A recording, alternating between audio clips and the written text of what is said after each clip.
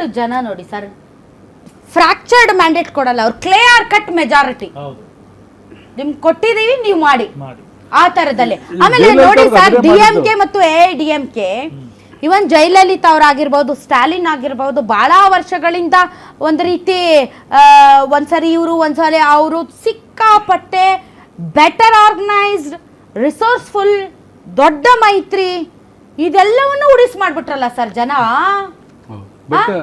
ರಾಜಕೀಯಕ್ಕೆ ತುಂಬಾ ಚಾಕಚಕ್ಯತೆ, ಧೈರ್ಯ ಬೇಕು ಅನ್ನೋದನ್ನು ಕೂಡ. ದಕ್ಷಿಣ ಭಾರತದಲ್ಲಿ ಅತಿ ಹೆಚ್ಚು ದುಡ್ಡಿನ ಮೇಲಾಟ ನಡೆಯೋದು ತಮಿಳ್ನಾಡಿನಲ್ಲೇ. ನನಗೆ ಗೊತ್ತಿರೋ ಇವರು ಸರ್ಕಾರ ದುಡ್ಡನ್ನೇ ಕೊಡ್ತಾರೆ ಜನಕ್ಕೆ. ಇವರೇನು ಯಾರೂನು ಈಗ ನೋಡಿ ಒಂದ್ಸರಿ ರಿಸೋರ್ಸಸ್ ಎಷ್ಟು ಖರ್ಚಾಗಿದೆ ಸರ್.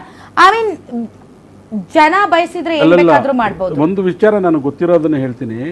ಒಂದ್ಸರಿ ಜಯಲಲಿತಾ ಅವರು ಕಾಂಗ್ರೆಸ್ ಜೊತೆಲೇ ಇರ್ತಾರೆ. ಆ ಸಂದರ್ಭದಲ್ಲಿ ಎಲ್ರಿಗೂ ಒಂದು ಡೈರೆಕ್ಷನ್ಸ್ ಕೊಡ್ತಾರೆ, ಎಲ್ಲ ಅವ್ರ ಪಕ್ಷದಕ್ಕೆ, ಇವ್ರಿಗೆಲ್ಲ ಕ್ಯಾಂಡಿಡೇಟ್ಸ್ಗೆಲ್ಲ.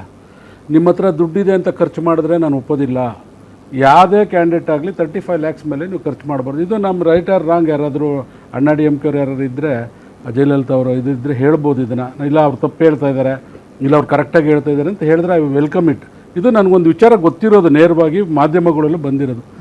ಅವಾಗ ಏನಾಗ್ತಿದೆ ಅಂದರೆ, ದುಡ್ಡಿಲ್ದೇ ಇರೋನು 35 ಲಕ್ಷ ಖರ್ಚು ಮಾಡೋದಕ್ಕೆ ಅವಕಾಶ ಇರ್ತದೆ, ದುಡ್ಡಿರೋನು ಮಾಡಬೇಕಾಗುತ್ತೆ. ಅವ್ರ ಸರ್ಕಾರ ಬಂದ್ಬಿಡ್ತದೆ ಅಲ್ಲಿ. ಚುನಾವಣಾ ಆಯೋಗ ಮಾಡೋದು ಅದೇ ನೀತಿ ಅಲ್ಲ. ಬಟ್ ಅಲ್ಲಲ್ಲ ಅವಾಗ ಅದು ಇನ್ನೂ ಕಡಿಮೆ ಇತ್ತು ಸರ್, 10 ಲಕ್ಷನೋ 8 ಲಕ್ಷನೋ ಇತ್ತು.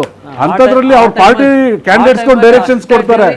35 lakhs ಮೇಲೆ ನೀವು ಕೋಟಿಗಳ ಗಟ್ಟಲೆ ಚುನಾವಣೆ ಗೆಲ್ಲೋದು ಖರ್ಚು ಮಾಡೋದು ಬೇಡ, ಜನ ಮ್ಯಾಂಡೇಟ್ ಕೊಟ್ಟರೆ ಅಧಿಕಾರ ಮಾಡೋಣ, ಇಲ್ಲಾಂದ್ರೆ ನಾವು ಮನೇಲಿರೋಣ ಅನ್ನೋದನ್ನೇ ಹೇಳ್ತಾರೆ.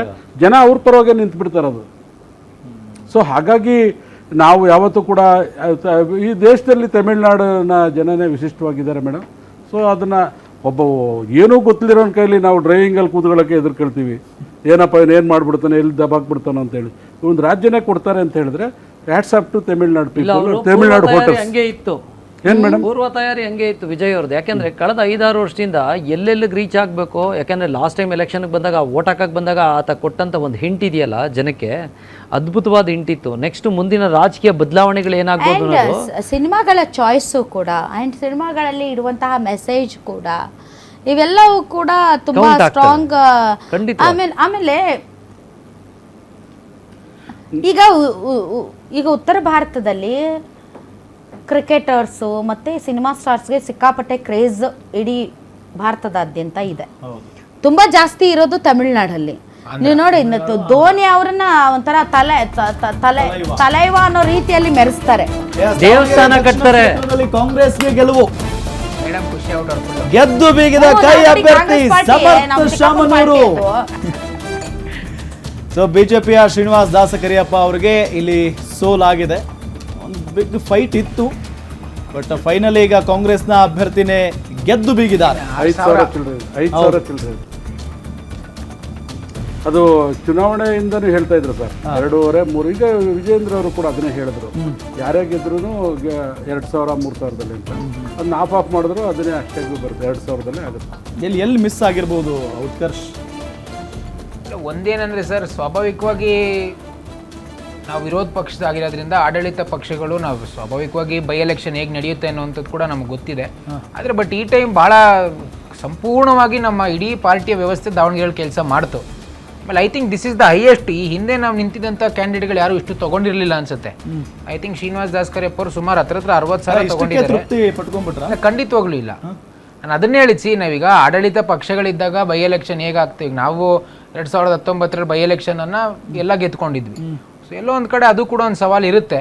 ಮತ್ತು ಭಾಳ ಪ್ರಮುಖವಾಗಿ ಈಗ ಒಂದೇನಂತಂದರೆ, ಈಗ ನಾನು ಹೇಳ್ತಕ್ಕಂಥದ್ದು, ಒಬ್ಬ ಸಾಮಾನ್ಯ ವ್ಯಕ್ತಿಗೆ ನಾವು ಟಿಕೆಟನ್ನು ಕೊಟ್ಟಿರೋ ಕಾರಣ ನೋಡಿ, 60,000 ನಮ್ಗೆ ಹತ್ರ 58,000 ಅಂತಂದರೆ 60,000 ರೌಂಡ್ ಆಫ್ ಅಷ್ಟು ಜನ ನಮ್ಮ ಮೇಲೆ ಭರವಸೆ ಇಟ್ಟು ಮತವನ್ನು ಕೊಟ್ಟಿದ್ದಾರೆ.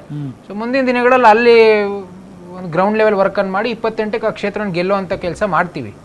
ಈ ಬಾರಿ ಸಿಕ್ಕಂತ ನೋಡಿ, ಆಗ್ಲೇ ಹೇಳಿದೆ, ಆಡಳಿತ ಪಕ್ಷ ನಾವು ವಿರೋಧ ಪಕ್ಷದವರಾಗಿ ಸ್ವಾಭಾವಿಕವಾಗಿ ಬೈ ಎಲೆಕ್ಷನ್ಗಳು ಹೇಗಾಗುತ್ತೆ ಅನ್ನೋಂಥದ್ದು ಎಲ್ರಿಗೂ ಒಂದು ಚಿತ್ರಣ ಇದೆ. ಯಾಕಂದರೆ ಸರ್ಕಾರದ ಇಡೀ ವ್ಯವಸ್ಥೆ ಎಲ್ಲೋ ಕೂತ್ಕೊಂಡಿತ್ತು, ಮುಖ್ಯಮಂತ್ರಿಗಳು ಉಪಮುಖ್ಯಮಂತ್ರಿಗಳು ಅವರವರೇ ಟೀಮಾಗಿ ಡಿವೈಡ್ ಆಗಿದ್ರು. ಆಮೇಲೆ ಇಡೀ ಒಂದು ಸಂಪೂರ್ಣವಾಗಿ ಹಣದ ಮಳೆಯನ್ನು ಸುರಿಸ್ತಾರೆ. ಇಷ್ಟೆಲ್ಲ ಸವಾಲುಗಳ ಮಧ್ಯೆ ಅಷ್ಟು ಮತವನ್ನು ತಗೊಂಡಿದ್ದು 28ಕ್ಕೆ ನಾವು ಗೆಲ್ತೀವಿ 2 ಕ್ಷೇತ್ರ. ನಿಮ್ಮಷ್ಟು ರಿಚೆಸ್ಟ್ ಪಾರ್ಟಿ ಇಡೀ ಭಾರತದಲ್ಲಿ ಕರ್ನಾಟಕದಲ್ಲಿ ಇಲ್ಲ ಬೇರೆ ಮೇಡಮ್. ಯಾವ್ದಿದೆ ಕರ್ನಾಟಕದಲ್ಲಿ ರೈತರ ಪಕ್ಷ ನಮ್ದು. ಯಾವ್ದಿದೆ ಸರ್? ಇಡೀ ಭಾರತದಾದ್ಯಂತ ನೀವೇ ಇದ್ದೀರಿ ಆಡಳಿತದಲ್ಲಿ, ನಿಮಗಿಂತ ರಿಚೆಸ್ಟ್ ಪಾರ್ಟಿ ಬೇಕಾ ಸರ್? ಆ ರೀತಿ ಅಲ್ಲ ನೋಡಿ, ಇಲ್ಲಿ ರಿಚೆಸ್ಟ್ ಪೂರೆಸ್ಟ್ ಅನ್ನೋದು ಆಗೋದಿಲ್ಲ. ಮತ್ ನೀವೇ ಹೇಳಿದ್ರಲ್ಲ, ಸರ್ಕಾರದ ವ್ಯವಸ್ಥೆ ಹೇಳಿದ್ರಲ್ಲ. ಅಲ್ಲ ಖಂಡಿತವಾಗ್ಲು ಈಗ ಸರ್ಕಾರ ನಮ್ಗೆ ಬಿಜೆಪಿ ಸರ್ಕಾರ ಇದೆಯಾ? ಅಲ್ಲ ಸರ್, ಈಗ SDPI ತಾಂಡ್ರ ಮತಗಳು ಕಾಂಗ್ರೆಸ್ 15,000 ಮುಸಲ್ಮಾನರು ಮತ್ತೆ ಮತ್ತೆ ಮತ್ತೆ ಅಲ್ಲ ಇನ್ನು ನೀವ್ SDPI ಹೇಳಿದ್ರಲ್ಲ, funding. ನೀವ್ ಹೇಳಿದ್ರಲ್ಲ ಇದು ಏನು ನಾವು ಇಷ್ಟು ತಗೊಂಡಿದೀವಿ ನಮ್ದು ಅಂತ. But it's not BJP, it's a candidate, it's a Srinivas Das Kariyappa, ವೀರೋಚಿತ ಸೋಲು. ಇಟ್ಸ್ ನಾಟ್ BJP ಆರ್ BJPಯ ತತ್ವ ಸಿದ್ಧಾಂತಗಳು ಅಜೆಂಡಾ, ಇಟ್ಸ್ ಶ್ರೀನಿವಾಸ್ ದಾಸ್ ಕರಿಯಪ್ಪ. ಅವ್ರು ನೀವು ಆ ನಿಜಕ್ಕೂ ರೀತಿ ಕೂಡ ಹೇಳಕ್ ಅಪ್ರಿಷಿಯೇಟ್. ಹೋಗ್ಬೇಡಿ. 1 ನಿಮಿಷ ತಡ್ರಿ ಸರ್, ಲೆಟ್ ಮಿ ಫಿನಿಶ್. ಇಲ್ಲ, ಅದು ಇದೊಂದು ಗೆದ್ದಂಗೆ ವೀರೋಚಿತ ಸೋಲು ಇದು. ಗೆದ್ದಂಗೆ. ಯಾಕಂದ್ರೆ ಬೈ ವೀರೋಚಿತ ಎಲೆಕ್ಷನ್ ಸೋಲು ಇದು. 25-30,000 ಲೀಡ್ ಇದ್ದಂಥದ್ದು ಒಂದು. ಎರಡನೇದು ಅನುಕಂಪದ ಅಲೆ ಇತ್ತು ಅಲ್ಲಿ. ಯಾಕಂದ್ರೆ ದೊಡ್ಡ family. ಶಾಮನೂರ್ ಶಿವಶಂಕರಪ್ಪ ಅವ್ರ ಮೊಮ್ಮಗ ಅನ್ನೋ ಒಂದು ಭಾವನೆ ಕೂಡ ಇತ್ತು. ಅದೆಲ್ಲದ್ರ ಮಧ್ಯೆ ಈತ ಪಾಪ ಒಂದು ವೀರೋಚಿತ. ಸಣ್ಣ ಜನಾಂಗದಿಂದ ಬಂದು ಮುಸಲ್ಮಾನ್ರು ಏನಾದ್ರು 25,000 ಅಲ್ಲ ಸರ್, ಮುಸಲ್ಮಾನ್ರು ಏನಾದ್ರು ವಿಮುಖರಾದ್ರೆ ಲಿಂಗಾಯತರು ಕನ್ಸಾಲ್ಟೇಟ್ ಆಗಿ ಓಟ್ ಹಾಕ್ತಾರೆ ಅನ್ನುವಂಥ ಒಂದು ಹೊಸ ರೀತಿಯಾದಂತಹ ವಿಚಾರ ಮುನ್ನೆಲೆಗೆ ಬಂದಿತ್ತು. ಖಂಡಿತ ಅದು ಎಷ್ಟರ ಮಟ್ಟಿಗೆ ವರ್ಕೌಟ್ ಆಗಿದೆ ಅನ್ನೋದು ನಾವು ನೋಡ್ಬೇಕು. ಅಲ್ಲ, So, ಅಷ್ಟೊಂದು ಬಹುಶಃ workout ವರ್ಕೌಟ್ ಆಗಿದ್ರೆ- ಆಗಿರೋದಕ್ಕೆ ಅವ್ರಿಗೆ ಸಿಕ್ಕಿರೋದು. ಇಲ್ಲ ಇಲ್ಲ, ಅಂದ್ರೆ ಇಲ್ಲ, ಇಲ್ಲ, 100% ಅಲ್ಲಿ ವರ್ಕೌಟ್ ಆಗಿದ್ದಿದ್ರೆ ಇಷ್ಟೊಂದು ದಾಸ್ ಕರಿಯಪ್ಪ ಓಟ್ ತಗೊಳಕ್ ಆಗ್ತಿರ್ಲಿಲ್ಲ. ಅಲ್ಲ ಸರ್, ನಾನು ಸಮರ್ಥವ್ರಿಗೆ ಅಲ್ಲ, ಸಿದ್ದರಾಮಯ್ಯನವರು ಅಹಿಂದ ಕೆಲಸ ಮಾಡಿಲ್ಲ ಇಲ್ಲಿ.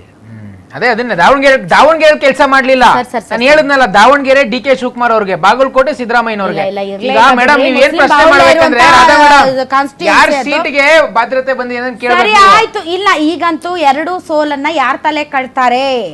BJPಯಲ್ಲಿ ಇರುವಂತಹ ಭಿನ್ನರು ಯಾವ ರೀತಿ ಆಟಗಳು ಯಾರ ತಲೆಗೆ ಆಡ್ತಾರೆ? we accept the defeat. ಆಡ್ತಾರೆ, ಜನ ಕೊಟ್ಟಿರೋ ನಿರ್ಣಯವನ್ನ ಆಡ್ತಾರೆ. ಸ್ವೀಕಾರ ಮಾಡ್ತೀವಿ. ಸೋಲು ಅನಾಥ, ಮೀಡಿಯಾದವ್ರ ತಲೆ ಕಟ್ಬಿಡ. ಸೋಲು ಅನಾಥ ಪಾಪ. ಗೊತ್ತಿಲ್ಲ ಜನ ಯಾರ್ನ- ಕೊಟ್ಟಿರ್ತಕ್ಕಂಥ ತೀರ್ಪನ್ನ ನಾವು ಸ್ವಾಗತ ಥ್ಯಾಂಕ್ ಯು ವೆರಿ ಮಾಡ್ತೀವಿ. ಮಚ್. ತಾವೆಲ್ಲರೂ ಇಷ್ಟೊತ್ತು ಕಾರ್ಯಕ್ರಮದಲ್ಲಿ ಭಾಗವಹಿಸಿದ್ರೆ. ಒಟ್ಟಾರೆ ಈ ಒಂದು ಪಂಚರಾಜ್ಯಗಳ ಚುನಾವಣಾ ಫಲಿತಾಂಶ ಏನಿದೆ ಅದು ಎಲ್ಲ ಪಾರ್ಟಿಗಳಿಗೂ ಕೂಡ ಒಂದು clear message. BJP as usual ತನ್ನ ವಿಜಯ ಪತಾಕೆಯನ್ನು ಮುಂದುವರಿಸಿದೆ.